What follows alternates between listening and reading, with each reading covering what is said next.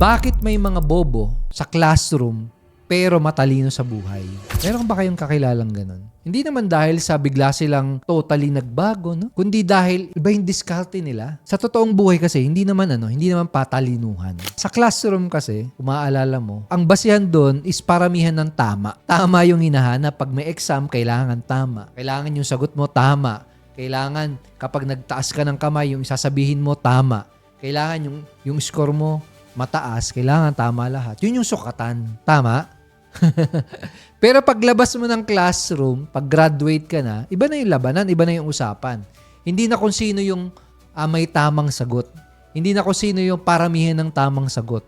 Hindi na ang usapan ay kung sino yung pakuntian ng pagkakamali. Hindi na po. Ang usapan ay kung sino na yung sumubok. Hindi na kung sino yung pinakamaraming nalalaman, hindi na ganun. Ang mahalaga sa totoong buhay, sino ang susubok kahit hindi sigurado, kahit unsure, kahit may takot, susubok pa rin. And kung makikita mo yung mga nagiging successful, kahit yung mga pinakamayayamang tao sa buong mundo, di ba? Minsan nga, yung iba sa kanila, mga hindi natapos yung pag-aaral, di ba? Kasi sila yung mga hindi takot sumubok, no? Puro sila try.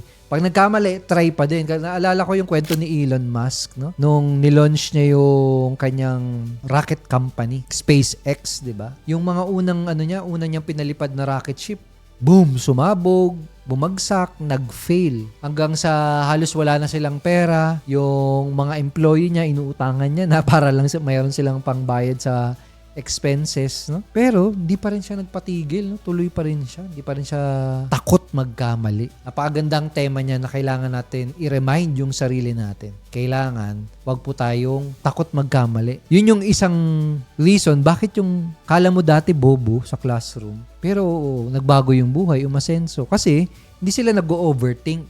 Tama ba? Hindi sila nagsasabi or nag-iisip na ayoko magkamali. Baka magkamali ako. Hindi. Subok lang sila ng subok. Bawi lang sila ng bawi, no? Hindi dahil sa parang pabaya sila or wala silang pakialam doon sa ginagawa nila. Hindi lang sila natatakot. And kadalasan, tayong mga tao, nung nasa eskwelahan pa tayo, kapag nagkamali ka, lalo na sa mga kaidaran ko, 25 years old, yung mga kapanahunan namin nun sa school, pag nagkamali ka, papaluin yung kamay mo, papatayuin ka sa nakaka-trauma yun eh. I think yun yung reason bakit mga 90s kid, iba sa kanila, grabe talaga yung fear of making a mistake eh. Fear of failure. Kasi dun sa eskwelahan, grabe yung traumang na-experience nila. Naalala ko, may classmate pa ako. Nagkamali lang, no? Pinatayo sa harap, tas hinubuan. Grabe. So, yun yung problem. And kapag nadala natin yun, habang lumalaki tayo, pag nadala natin yung fear of making a mistake, yun yung hahadlang sa atin. Kahit perfect ka pa, matalino ka sa school, kapag sobrang